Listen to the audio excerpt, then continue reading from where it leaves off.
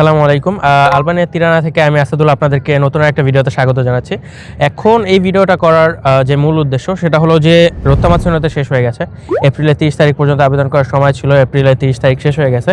So এখন রোত্তামাৎসন করারও সময় শেষ, কিন্তু অনেকের তো দেবী তো থেকে গেছে। এখন আবার রোত্তামাৎসনে কবে দিবে, আমরা আবার কবে এই টাকাগুলো মাফ করার মতো একটা সুযোগ পাবো, এটার কোনো নিশ্চয়তা নাই। কিন্তু আমরা রোত্তামাৎসনের টাইমেও যেই ভিডিওটা বারবার আপনাদের কাছে দিয়েছি অথবা যেই কথাগুলো বলার আমরা চেষ্টা করেছি সেটা হলো রোত্তামাৎসন ছাড়াও আপনার যদি এরকম সিচুয়েশন থেকে থাকে যে আপনি প্রার্থী দেবা ওপেন করেছিলেন কিন্তু প্রার্থী দেবাদে আসলে কোনো কাজ করেননি, প্রার্থী দেবা খোলা ছিল শুধু কিন্তু তার পাশাপাশি আপনি ফুল টাইম কাজ করতেন, এরকমটা যদি হয় তাহলে আপনার ইমসে যেই দেবিতগুলো জমা থাকে, কারণ আপনার যখন ব্যবসা থাকে আপনার কন্ট্রিবিউটি যদি আপনি ভেরিফাই না করেন ব্যবসার সাইড থেকে, তখন তারা ধরে নেয় যে আপনার এটা দেবিত হিসেবে ওরা জমা রেখে দেয়। কিন্তু আপনি যখন ফুল টাইম কাজ করেন তখন কিন্তু আপনার কাজের মালিক এই আপনার যে কন্ট্রিবিউটি পে করতে হতো সেটা পে করে দেয়।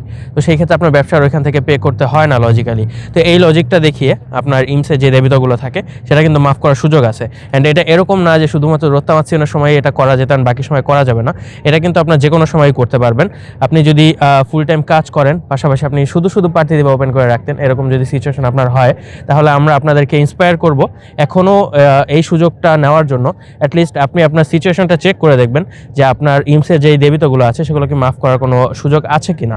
যদি সুযোগ থাকে তাহলে আপনি কেন মাফ করবেন না, কারণ আপনার 5, 10, 15, 20 হাজার টাকার মতো একটা বোঝা যদি আপনার মাথা থেকে চলে যায়, এটা কিন্তু এই বিদেশের বাড়িতে কম কথা না। 20,000 ইউরোর মতো যদি বোঝা মাফ হয়ে যায়, এটা খুবই রিলিভিং একটা ব্যাপার হবে।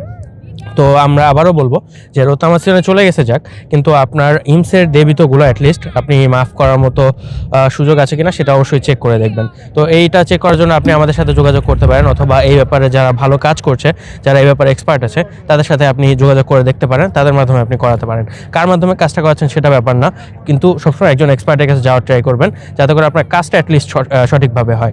তো সবাই ভালো থাকবেন, দেখা হবে অন্য কোনো ভিডিওতে। আসসালামু আলাইকুম।